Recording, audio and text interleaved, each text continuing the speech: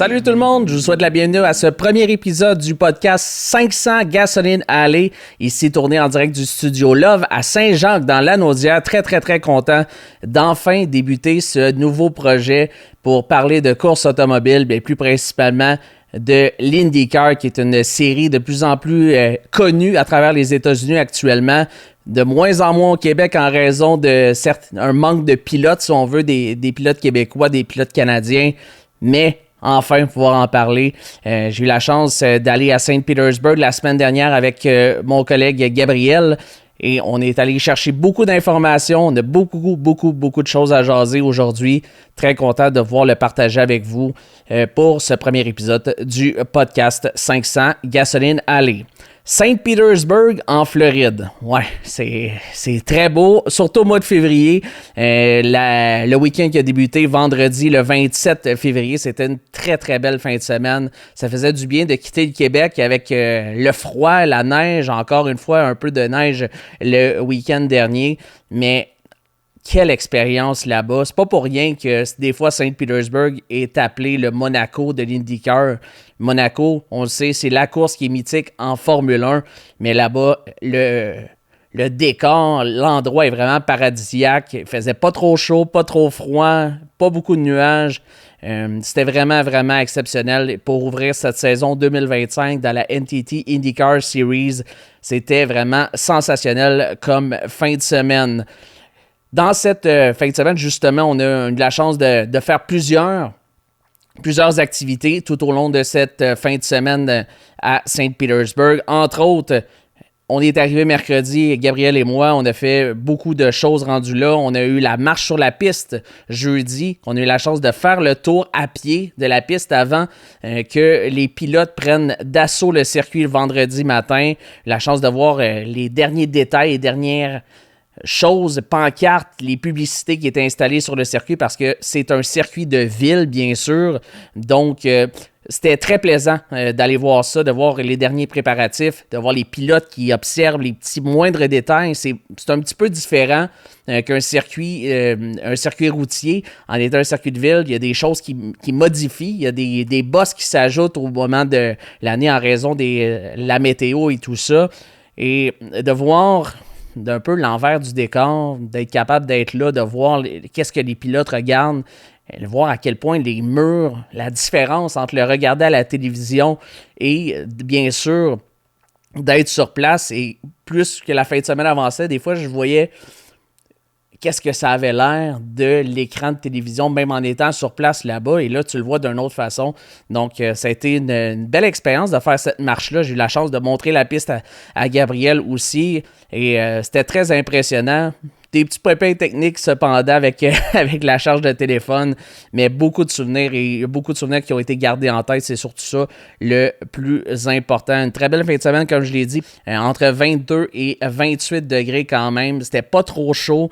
Le fait d'être sur le bord de l'eau, il y avait du vent, bien sûr, donc c'était pas très désagréable. Des fois, là, quand tu vas aux courses en été, surtout aux États-Unis, dans le centre des États-Unis, il fait très chaud. Donc, ça ouvrait très bien cette nouvelle saison 2025. C'était très plaisant d'être là. Et pas de pluie aussi. Ça, c'est le fun d'aller en Floride parce que souvent, tu peux te faire surprendre par la pluie. On ne sait jamais quand elle arrive de ce côté-là.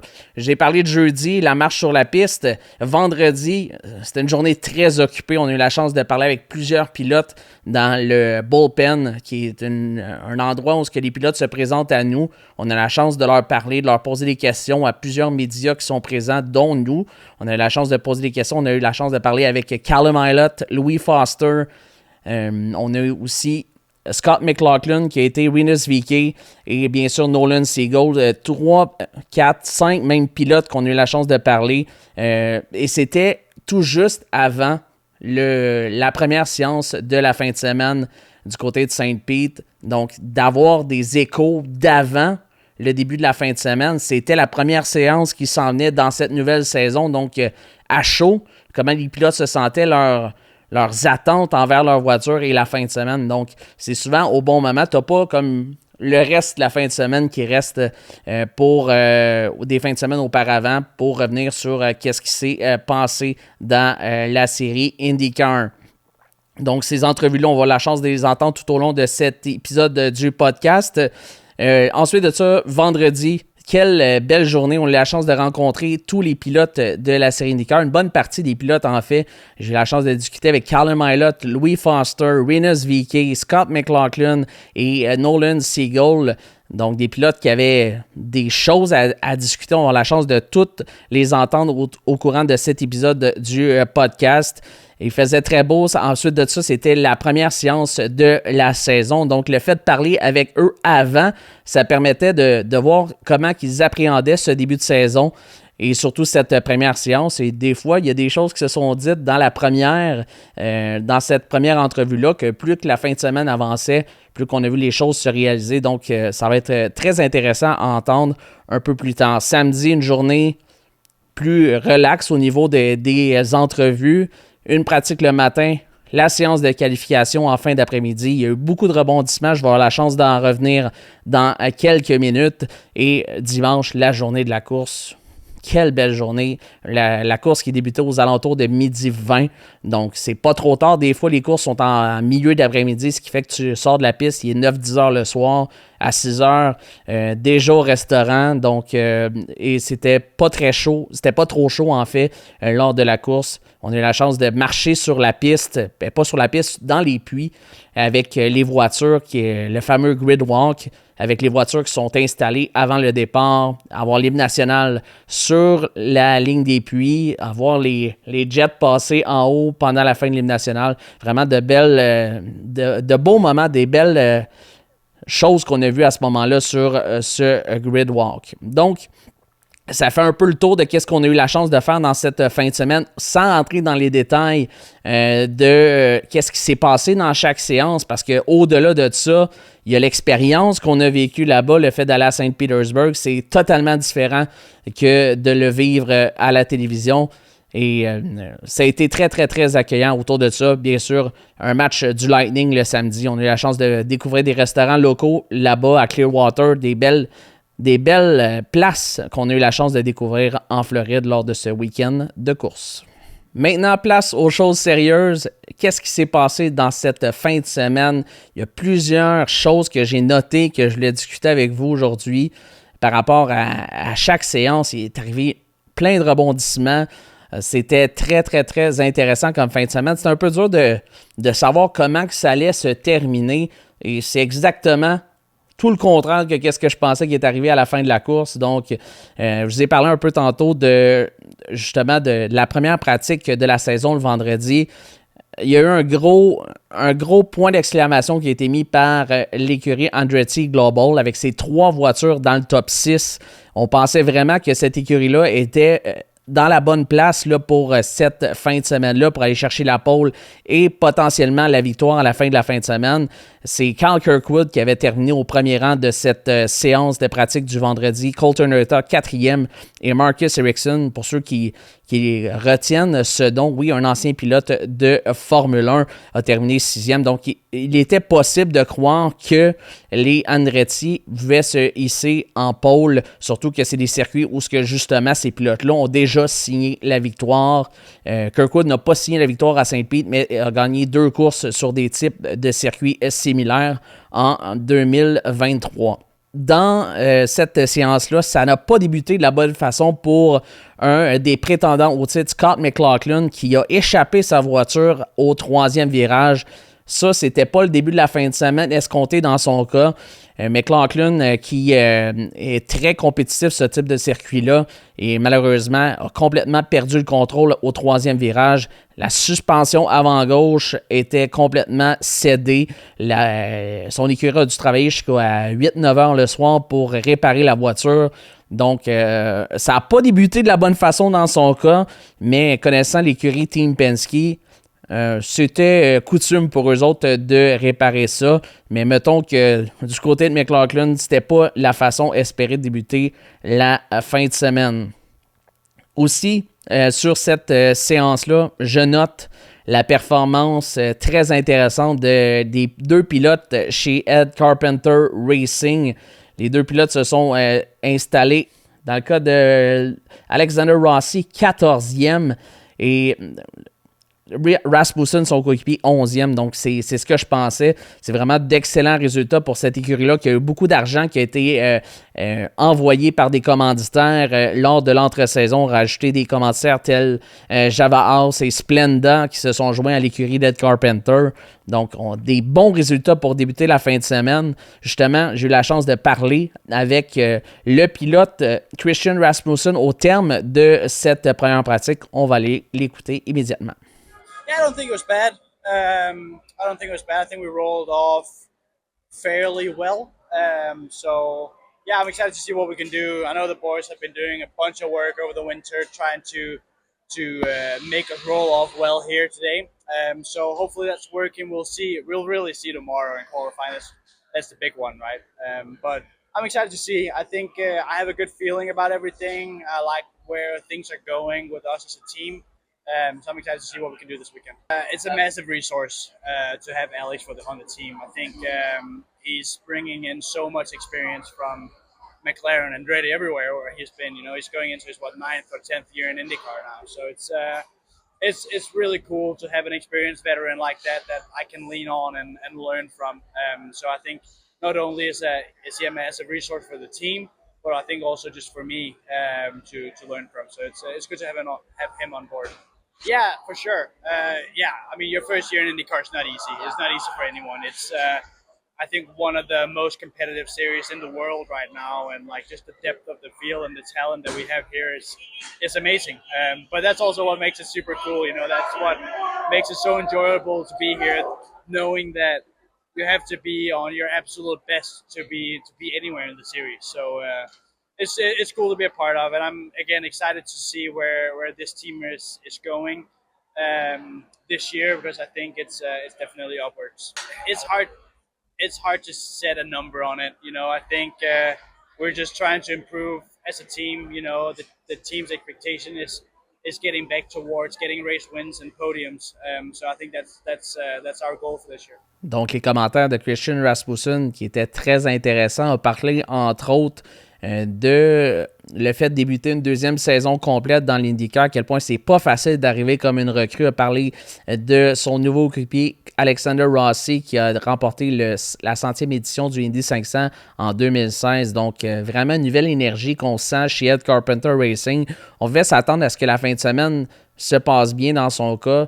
On va avoir la chance d'y revenir. Ça n'a pas été nécessairement le cas chez Ed Carpenter, mais je pense que ça plaçait de bonnes bases justement par rapport à ce qui s'en vient dans cette saison avec les nouveaux commanditaires. On sait que c'est une écurie aussi qui est extrêmement rapide sur le circuit d'Indianapolis. C'est une écurie avec Ed Carpenter justement qui pilote lors de cette épreuve, met beaucoup d'énergie pour être capable d'être rapide lors de cette mythique course qui aura lieu à la fin mai lors du Memorial Day Weekend.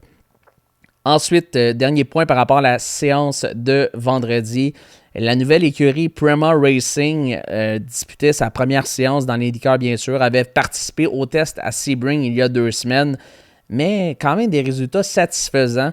J'ai l'impression de leur côté, Callum Ilott qui termine 18e de la première séance sur 27 et Robert Schwartzman qui termine 24e lors de cette séance-là. Et qu'est-ce qui est intéressant dans ça? C'est que Schwartzman a raté de longues minutes de cette séance-là en raison de petits pépins radio. Donc, pour une première séance, quand tu arrives un peu dans le vide, tu te lances dans le vide, tu as la chance de terminer 18e sur 27. C'est plus que satisfaisant. Justement, avant cette séance-là, j'avais eu la chance de parler avec Callum Ilott qui a quand même disputé quelques courses en IndyCar. Il me disait que, justement, il n'y avait pas trop d'attente. On va aller l'écouter. After the tests, look, in results we need to see, but in terms of potential performance and operation, I'm very impressed, and I think they've done an amazing job to get everything up to speed. Of course, we are limited in some ways, but I've been really, really happy with what I've seen. They've done such a great job in such a short time to get everything up and running in such a professional way, and yeah, Sebring was really positive, and hopefully we can take that here and have a good baseline. Yeah, it looks good now, and I think there's a lot more to come. So it's exciting, and yeah, they're a good team with a lot of history. So to bring them into IndyCar. Well, they brought themselves into IndyCar, but to be a part of that into IndyCar is amazing. And I think for a lot of the engineers, it's very exciting, especially stepping towards the ovals. Maybe I have to keep them a bit calm, but the Europeans love it. No expectations. No? Just see where we are, see where the baseline is, and then improve from there. I think it's pretty performance so far at Sebring was good, but testing is testing. So we need to be able to get a starting point and then go from there. And then I can see the expectations. Il le dit, pas d'attente pour cette nouvelle écurie-là. Mais dans l'ensemble, beaucoup de positifs à tirer de cette première fin de semaine de course pour l'écurie Prema Racing justement. On va avoir la chance de revenir sur le résultat à la fin de la fin de semaine, mais de très bonnes bases qui ont été lancées lors de cette première séance.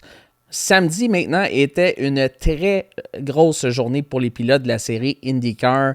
Entre autres, la pratique matinale où 45 minutes étaient assurées aux pilotes. Donc, s'ils avaient un drapeau rouge, un drapeau jaune, c'est 45 minutes sur le drapeau vert. Donc, avec la piste active qui était assurée aux pilotes. Et encore une fois, ce sont les pilotes chez Andretti Global qui avaient eu la chance de dominer cette séance-là. Surtout Marcus Ericsson qui est terminé premier. Plus compliqué dans le cas de Colton Herta, mais souvent c'est une pratique où on maximise pour la suite de la fin de semaine. Donc quand même, de voir Ericsson au premier rang était quand même satisfaisant. Mais la plus grosse surprise à ce moment-là, c'est Rinus VeeKay chez Delcorn Racing qui termine deuxième de cette séance-là. On va avoir la chance de l'entendre un peu plus tard, mais lui, il a signé son contrat 2 semaines avant la première séance. Donc, quand même, ça fait un petit moment qu'il attendait d'avoir son siège de confirmé avec Delcorn Racing. Il l'a eu, enfin. Et terminé deuxième avec une écurie qui a très peu de budget. Avec Delcorn, terminé deuxième, c'était vraiment très satisfaisant dans son cas, c'est certain. Et la paire de pilotes chez Juncos Hollinger Racing, Connor Daly et Stingray Rupp qui terminent 5e et 7e avant la séance de qualification, c'était en quelque sorte une surprise dans mon cas. Chez McLaren, on sait, le pilote qui est à surveiller se nomme Pat Howard, le pilote mexicain qui est un prétendant au titre encore une fois et toujours prétendant à la victoire à chaque week-end. Mais la séance du samedi, la surprise, c'est Nolan Seagull qui termine 4e, la recrue, on va dire recrue, il a piloté quelques courses l'an dernier, mais c'est sa première saison complète en IndyCar, termine 4e devant ses coéquipiers Christian Lundgaard et Pato O'Ward. Et dans le cas de Seagull, je lui ai parlé aussi vendredi, qu'est-ce que j'avais noté à Sebring lors de ma présence au test, c'est à quel point il était de plus en plus à l'aise avec la voiture et était plus agressif dans les virages. Il y a moins d'hésitation, ce qui est normal parce que tu es en mode apprentissage dans tes premières courses. Et terminer 4e dans cette séance-là, ça a comme un peu démontré un changement de mentalité dans son cas, d'être un petit peu plus agressif et les résultats ont suivi. Oui, c'est un temps en pratique, mais c'était une surprise de le voir devant ses coéquipiers Christian Lundgaard et Pat Howard. J'y ai parlé vendredi. On va l'entendre immédiatement, voir comment qu'il voyait ça. Absolutely, yeah. I have more time in the car, more time with the people, and it's just an environment that I'm much more comfortable in now, and that makes a big difference. I'm a lot more comfortable pushing harder, and I feel like I have the support that I need to do that. So I think that's going to show this weekend, and I'm excited to, see all of the hard work that we've put in reward us this weekend. Yeah, I've never been here in the IndyCar, but in a lot of ways I don't feel like a rookie. So I'm definitely, I think, in a better spot here than I would have been not having done those races last year, and I'm glad that I have that experience. So there will still be some learning to be done given that I haven't raced an IndyCar here in St. Pete, but it's a place that I know well, a place that I really enjoy driving at, and I'm excited. And yeah, absolutely. It's a great group of people, a lot of people that I can learn a lot from. I've enjoyed spending time with Pato and Christian this offseason, and I think we have a really good relationship. We're all going to push each other hard, and everyone was making fun of me wearing my orange shoes this weekend, but you know what? Driving a McLaren in St. Pete, it's the first race of the year, it seems fitting, so we're going all out. A good qualifying goal, I think, is, we'd like to be fighting to be the fast six this weekend. That's definitely a goal. I think transferring to Q3 is the main focus for qualifying. Race-wise, we want to start out solid, get a good points base for the year, and go into Thermal with some confidence. So definitely looking to be consistently in the top 10 this weekend. I think that's kind of our bare minimum goal. Donc, Nolan Seagold qui nous partage ses attentes pour la séance de qualification. Vous allez l'entendre dans quelques instants. Ça s'est bien passé dans son cas. Du côté de la course, un peu moins. Était un peu malchanceux pour le jeune pilote californien. Mais j'ai aimé son énergie, à quel point il était plus confiant. On sentait moins de stress, si on veut. C'est quand même intimidant là, à un si jeune âge de compétitionner à côté des pilotes, que ça fait des années, des anciens pilotes de Formule 1 aussi. T'apprends à ces côtés-là. Donc, Nolan Seagold devrait faire de bonnes choses cette année. J'ai l'impression qu'on va avoir une certaine progression dans son cas. En milieu d'après-midi, maintenant, la fameuse première séance de qualification pour déterminer la grille de départ de la course de dimanche, une course de 100 tours. C'est Scott McLaughlin qui a signé la 11e pole de sa carrière. Et ça, c'est après qu'est-ce qui lui était arrivé vendredi, cet accident lors de la première pratique. C'est quand même assez remarquable d'aller placer la voiture en pole tout de suite après. McLaughlin qui avait déjà remporté la pole en 2022 sur ce circuit-là. Et il avait gagné de la pole aussi cette course, sa première victoire en carrière dans l'IndyCar. Il a devancé Colton Herta, Felix Rosenqvist, Marcus Armstrong, Christian Lundgaard et Scott Dixon sur le top 6.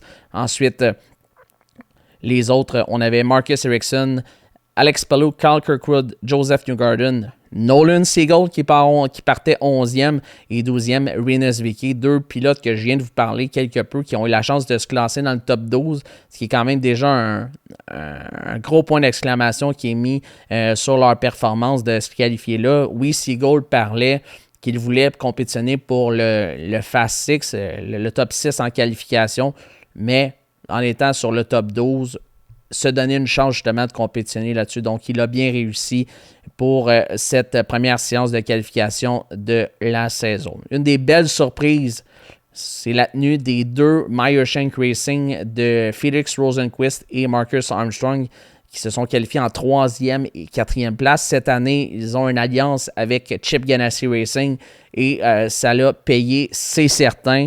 Les deux pilotes qui se sont classés côte à côte sur la deuxième ligne. Rosenqvist qui a eu une pole l'an dernier à Long Beach. Armstrong, sa première saison avec cette nouvelle écurie. On a appris au courant de la fin de semaine qu'il était toujours sous contrat chez Chip Ganassi et en raison qu'ils ont dû réduire le nombre de voitures chez Chip Ganassi à 3. Ils l'ont placé chez Meyer Shank Racing. Quand même une bonne première séance de qualification. Armstrong qui est très talentueux. J'ai hâte de voir comment il va faire cette saison avec cette écurie qui est quand même capable de se classer au bon endroit des monoplaces qui sont rapides. On sait que, entre autres, Helio Castroneves participera aux 500 000 d'Indianapolis où il a gagné lors de l'édition de 2021. Ensuite, dans cette qualification, les belles surprises, les choses que je note, McLaren, j'en ai parlé un peu tantôt, j'ai parlé de Pato O'Ward un peu, j'ai parlé de Nolan Seagold. Maintenant, c'est Christian Lundgaard qui a terminé 5e devant son coéquipier Seagold qui part 11e. Mais la surprise de la fin de semaine chez McLaren, c'est Pato O'Ward qui se classe 23e en qualification. Un désastre, littéralement, pour lui qui avait des grosses attentes pour cette fin de semaine-là. C'était lui le vainqueur de l'édition 2024 l'an dernier, mais part 23e. Ça débutait pas très bien sa saison dans le cas de Pato O'Ward. On va avoir la chance de revenir là-dessus, mais il a sauvé la mise lors de ce week-end-là quand même. Mais de 23e, tu devais d'être un peu plus agressif que j'imagine qu'il aurait aimé l'être. Mais la surprise, c'est que Lundgaard, lui, dans le Fast 6 et dans le cas de Seagold, 11e aussi, là, c'est de très bonnes notes chez McLaren. Le seul pilote canadien de la série, Devlin DeFrancesco, s'est qualifié 14e, lui qui effectue un retour dans la série après une année d'absence l'an dernier. C'est le meilleur pilote classé chez Real Letterman Lanigan Racing. Ses coéquipiers Louis Foster, 16e, et Graham Real, qui est un vétéran qui se classe 21e. Donc, le fait de le voir là, 14e, c'est une très belle note au passage, au cahier aussi, dans le cas de DeFrancesco. On va le surveiller cette année, le seul pilote canadien en série IndyCar. J'ai parlé de Prima tantôt. Dans leur cas, c'était leur première séance de qualification, bien évidemment. Robert Schwartzman s'est qualifié 18e. À sa première séance, là, quand on parlait, il n'y avait pas d'attente tantôt avec Callum Ilott. La même chose dans le cas de son coéquipier, mais 18e, c'est très bien pour une première séance. Tu te bats avec des écuries, tu finis devant Pato O'Ward avec l'argent de McLaren. C'est inespéré, selon moi, de se retrouver à cet endroit-là. Dans le cas de Schwartzman, son coéquipier s'est classé 27e, mais pas très loin quand même de Schwartzman, mais 27e sur la grille de départ dans le cas de Callum Ilott. Mais encore une bonne note chez Prema Racing lors de cette séance de qualification. Et la déception pour moi, au-delà de Pato O'Ward, c'est la performance des deux voitures que j'ai parlé tantôt. Ed Carpenter Racing, après un très bon début de week-end, surtout vendredi, qualification en 20e place dans le cas d'Alexander Rossi et 24e dans le cas de Christian Rasmussen. Donc, je suis pas mal certain qu'on s'attendait à mieux. Peut-être une place dans le top 12 dans leur cas, surtout Rossi qui est capable de bien qualifier la voiture. Rasmussen qui est rapide, a eu des bons résultats en deuxième moitié de saison l'an dernier, mais de se qualifier aussi loin sur la grille, ça augurait pas comme ça, mettons, au début de la fin de semaine. Il va falloir travailler, dans le cas de Carpenter Racing, sur les stratégies en qualification du côté de la série IndyCar pour les courses à venir. Et maintenant, les choses sérieuses, la course de 100 tours de l'épreuve de Saint-Pétersbourg en Floride. Il y a eu beaucoup d'actions, surtout au début et à la fin. Ça a bougé pas mal en piste, mais qui d'autre qu'Alex Palou pour signer sa 12e victoire en carrière en série IndyCar. Lui qui tente d'aller chercher un 3e championnat en autant de saisons, ce qui est complètement exceptionnel, et un 4e en 5 ans, mais lui, ça débute bien avec une victoire. Alex Palou, qui n'avait jamais terminé mieux que 4e à Saint-Pétersbourg, va chercher 7 victoires. Il partait 8e sur la grille, donc quand même un gros gain là, fait sur sa position de départ de la course. Ça a pris une stratégie extrêmement payante dans son cas, et dans le cas de Palou, l'a fait avec un dépassement avec 26 tours à faire sur son coéquipier Scott Dixon. Dans le cas de Palou, déjà met un point d'exclamation et place sa voiture au sommet du classement des pilotes après la première épreuve. Et déjà, la question se pose à savoir s'il y a quelqu'un qui va être capable de le battre cette année, parce qu'il est régulier comme un horloge. Il est très impressionnant, Palou. Et d'avoir la chance de compétitionner pour un 3e championnat en autant de saisons, c'est assez remarquable, surtout à ce stade-ci de cette ère de l'IndyCar où c'est extrêmement serré, extrêmement difficile de surpasser et de battre les autres écuries, surtout avec tous les budgets qui sont mis chez chaque écurie. Dans le cas de Palou, son coéquipier Scott Dixon, lui, on a appris après la course qu'il n'avait pas de radio pendant 90 tours sur 100. Communiquer avec les pilotes, avec les pits et avec le spotter sans radio, c'est extrêmement difficile. Lui qui termine 2e de justesse a réussi à passer Joseph Newgarden à 2 tours de l'arrivée. Newgarden qui manquait d'essence malheureusement a dû ralentir dans les 2 derniers tours pour être capable de rallier l'arrivée. Termine 2e, c'est un 143e podium en carrière pour le 7e champion Scott Dixon. Lui aussi est en quête d'une première victoire à Saint-Pétersbourg. Il ne l'a pas eu, mais un 2e résultat très satisfaisant alors qu'il tente d'aller chercher un 7e championnat en carrière en IndyCar, mais sans radio. Tout le monde était très bouche bée dans le centre média à la fin de la course, de voir comment il l'avait fait.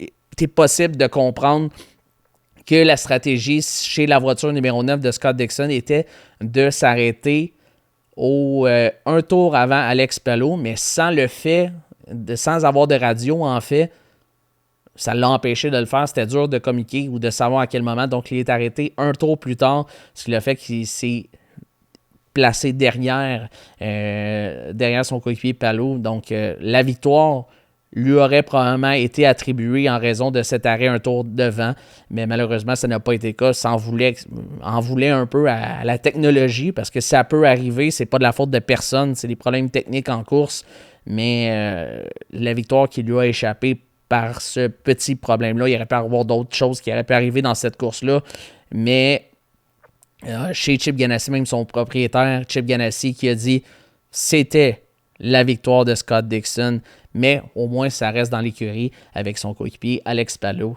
qui pilote la voiture numéro 10 DHL chez Chip Ganassi Racing. Le double champion de l'IndyCar, en fait du Indy 500, Joseph Newgarden a complété le podium en 3e place. Dans son cas, je l'ai dit, il a manqué d'essence. Dans les 2 derniers tours, on entendait la radio dire « laisse aller la pédale » pour dans les virages, être capable de sauver. Il a été capable de rallier l'arrivée de justesse. Tout juste devant son coéquipier Scott McLaughlin. Quand je dis de justesse, c'est 2 secondes. Quand même, Dixon l'a dépassé 2 tours avant l'arrivée. Il termine quand même tout près de 3 secondes et demie devant Newgarden. Donc, ça démontre à quel point il a dû vraiment arriver de justesse à la ligne d'arrivée. Il n'a même pas complété le tour de retour vers les puits à la fin de la course. Et dans le cas de Newgarden, lui, il tente aussi d'aller chercher un 3e championnat de suite. Et je parle à l'Indy 500, lui qui a gagné les 2 dernières éditions en 2023 et 2024. Ça, c'est en mai, l'édition le 108e Indy 500.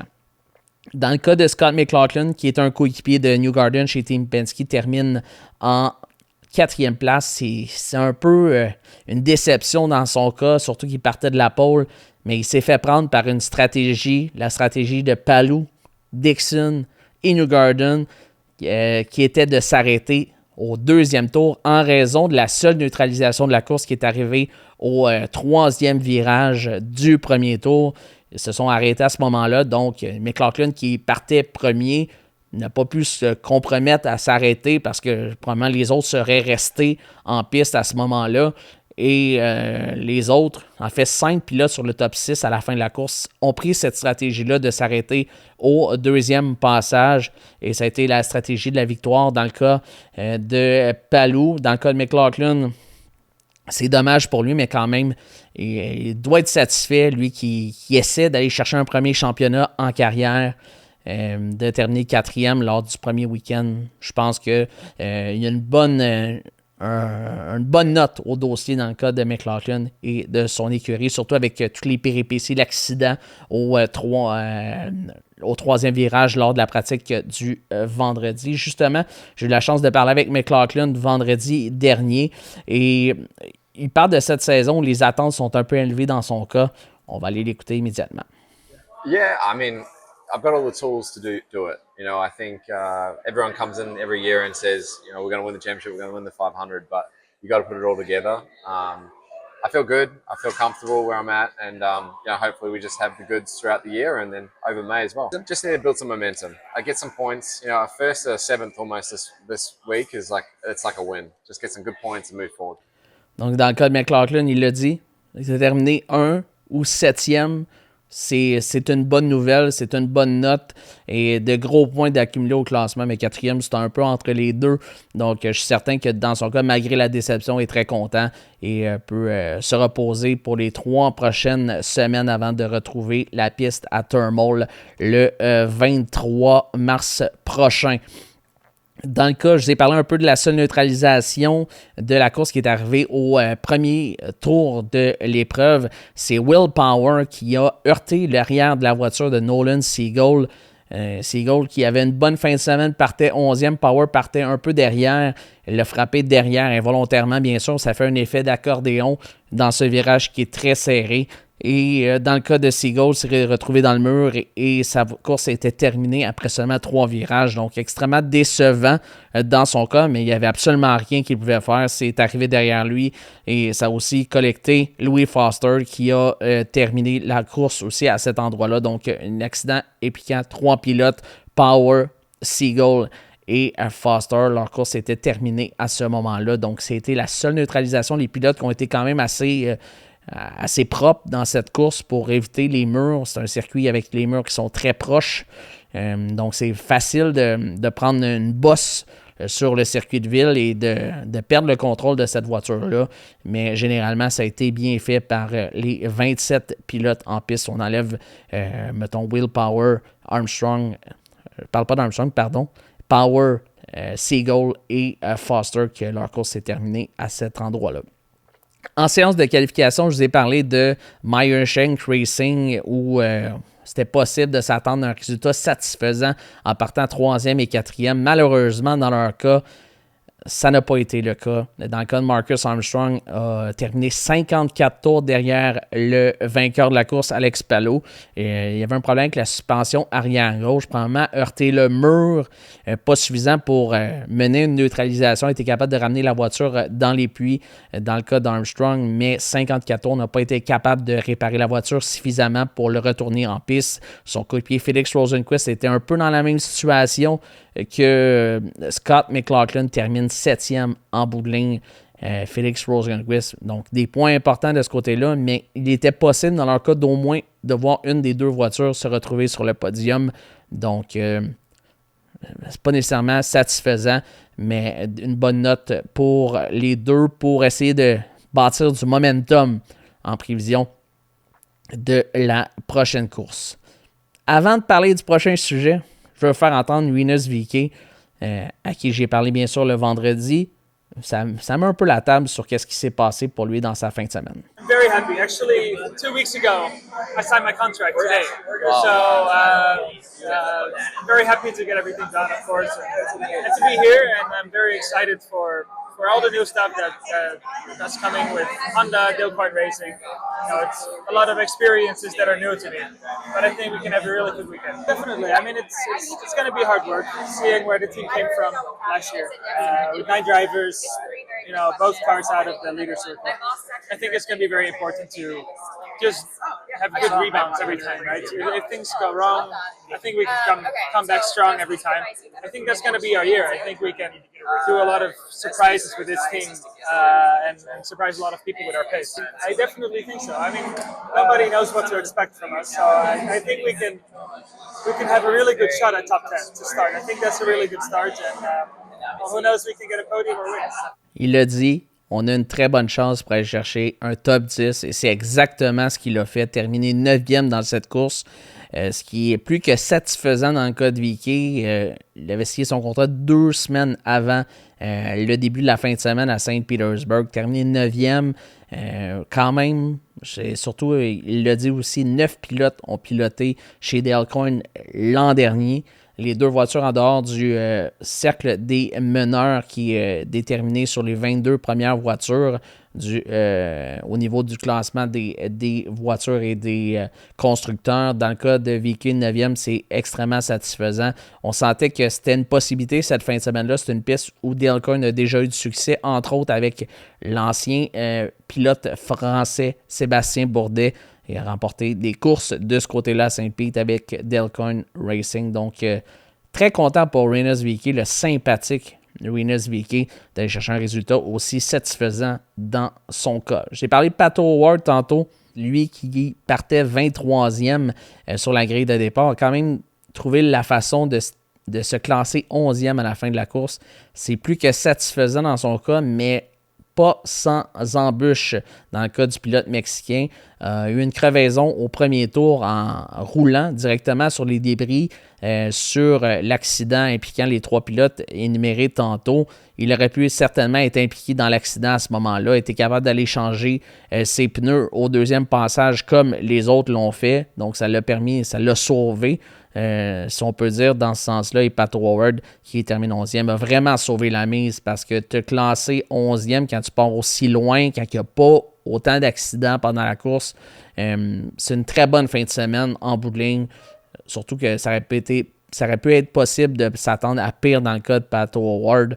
Donc, il sera très rapide, bien sûr, dans les prochaines courses. Il sera à surveiller, surtout au mois de mai, chez le pilote Darrell McLaren, mais terminer 11e est très satisfaisant. Je termine pour cette course avec un petit détail des pilotes Le classement des 27 rapidement. Alex Palou termine premier. Scott Dixon, deuxième. Joseph Newgarden termine troisième. Scott McLaughlin, quatrième chez Penske. Cal Kirkwood, cinquième. Aux côtés de son coéquipier Marcus Ericsson qui termine sixième. Ensuite, Felix Rosenqvist, septième. Christian Lundgaard, huitième. Rinus VeeKay termine neuvième. Alexander Rossi chez Ed Carpenter Racing termine 10e. Pato Howard, on vient d'en parler, termine 11e. Graham Rahal, 12e. Les deux coéquipiers chez AJ Foyt Racing, Santino Ferrucci et David Malukas. Malukas, 13e. Ferrucci, 14e. Rasmussen termine 15e. Colton Herta, déception dans son cas. On devait s'attendre à le voir se battre pour la victoire. C'était mon choix pour la victoire. Termine 16e. Connor Daly, 17e. Kiffin Simpson termine 18e. Callum Ilott termine 19e. Son coéquipier Robert Schwartzman termine 20e. Stingray Robb, 21e. Devlin DeFrancesco, le pilote canadien, termine 22e. Jacob Abel, 23e. Marcus Armstrong, 24e. Et les trois pilotes qui s'étaient impliqués lors de l'accident au premier tour, Nolan Seagull, 25, Will Power, 26 et Louis Foster termine 27e. C'est le classement à la fin de cette course qui a été mené par Scott McLaughlin pendant 40 tours. C'est lui qui termine la course avec le plus de tours menés. Début de saison veut dire souvent prédiction. Avant le début de la fin de semaine, j'ai eu la chance sur mon compte X de publier mes prédictions pour la saison 2025 de l'IndyCar. Là, c'est sûr, c'est tourné après la première fin de semaine. J'ai gardé les mêmes prédictions que j'avais annoncées. Mon choix pour le champion, c'est Scott McLaughlin. Je pense que de son côté, il est régulier.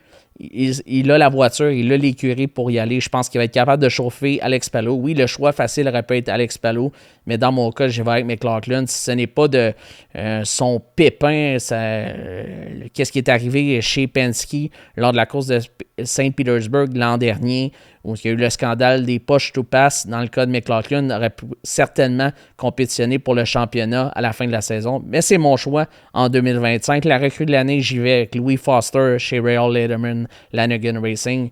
Et je ne vais pas faire toutes mes prédictions, mais je vais y aller avec une des plus importantes. C'est qui je vois remporter les 500 000 d'Indianapolis cette année. J'y vais avec Scott Dixon.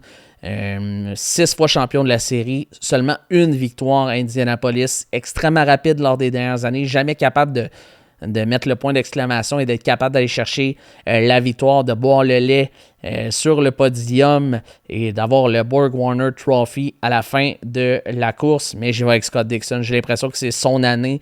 C'est sûr que Newgarden va être dangereux encore, mais j'ai l'impression que c'est l'année de Scott Dixon. En tout cas, lui qui est vieilli et continue à piloter dans la série chez Chip Ganassi. Mais je pense que Dixon remportera l'édition des 500 000 d'Indianapolis à la fin mai cette année. En terminant, une course déjà au calendrier et chose du passé, celle de Saint-Pétersbourg.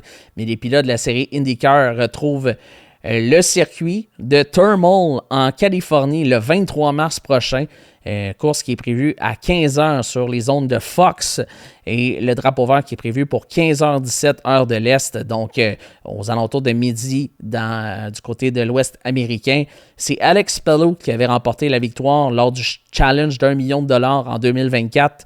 Donc est-ce que Palou pourrait faire une deuxième victoire dans l'espace du mois de mars pour mettre déjà de la pression sur les autres pilotes?